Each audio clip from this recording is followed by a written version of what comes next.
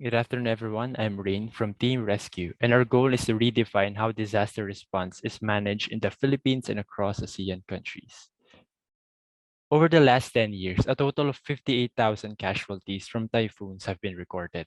This includes up to a total of 100 million people affected and displaced, as well as causing an approximate 408 billion pesos in infrastructure damages. Despite the billions spent on disaster response and risk reduction efforts, this is because due to the unpredictable nature of disasters, disaster response still heavily relies on the on-the-spot decision-making and communication between stakeholders. And here lies the problem. Because disaster response is a multi-sectoral process, many stakeholders are involved. The local government unit, logistics team, the relief team, evacuation facility heads, rescuers, and victims, just to name a few. And all of these units have to coordinate with each other using their own channels to pass on critical information about the disaster during this high pressure situation. However, having multiple disorganized information channels slows down the disaster response logistics, potentially costing the lives of people in the process. For example, landlines are always busy due to high influx of calls from victims. Heavy reliance on social media is there for monitoring disaster situations. Local government units insist on using SMS for coordinating with responders.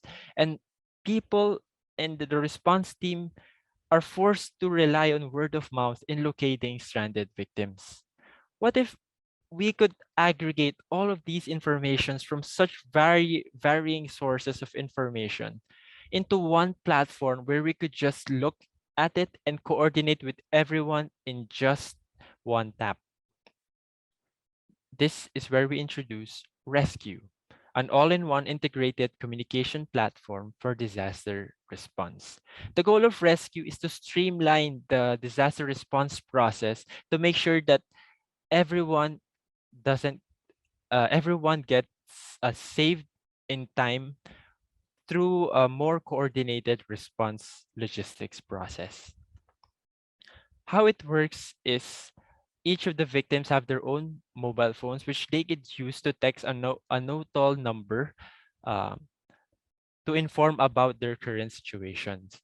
Each of their messages are then recorded and then sent to a cell tower, which we could track their location from with. And then all of these information are aggregated into one dashboard in our rescue platform. With this, the logistics head or the head of the response team could have a better situational overview of how many people are affected and where they are located. They could also analyze the sentiment of people sending the text. What do they need? Do they need water? Do they need food? Is someone dead? Is someone stranded?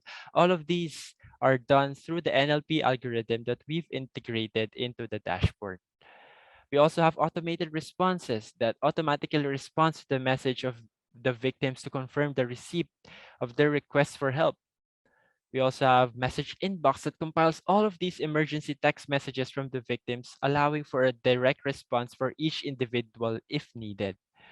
And then finally, it allows us, we have the platform allows the response team and the response set to directly contact the particular rescuers and responders and the corresponding evacuation center for a more streamlined communications process. This is Michaela. She's 28 years old, logistic officer of the disaster response team in the RRMC. And what she wants to quickly understand what the needs of the disaster situations. She wants to locate the whereabouts of the victims needing rescue and to relay necessary information to the stakeholders. With rescue, she could get an overview of the messages received using a basic NLP algorithm. She could use the platform to find the exact location of the phone used to send the text message using the rescue map, and to directly contact the stakeholders using our all-in-one integrated platform. But rescue is not only designed for people like Michaela. It affects all of the stakeholders in the disaster response process. For the disaster victims, this means faster response and better chance of being rescued. For the response team, this means more informed and coordinated rescue missions for a safer and more reliable operation. And for the response facilitator, that means more organized information resources for more strategic planning and execution.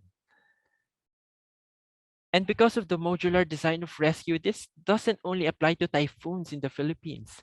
We could also customize this for fire response, earthquake response, crime response, and any kinds of disaster from anywhere in the world. The limits for rescue is endless because we believe that when it comes to disaster response, speed and precision is paramount because every second wasted is a life that we could have potentially rescued.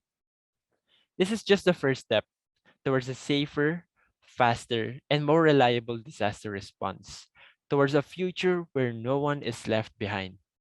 Prepare yourselves because we're here for the rescue.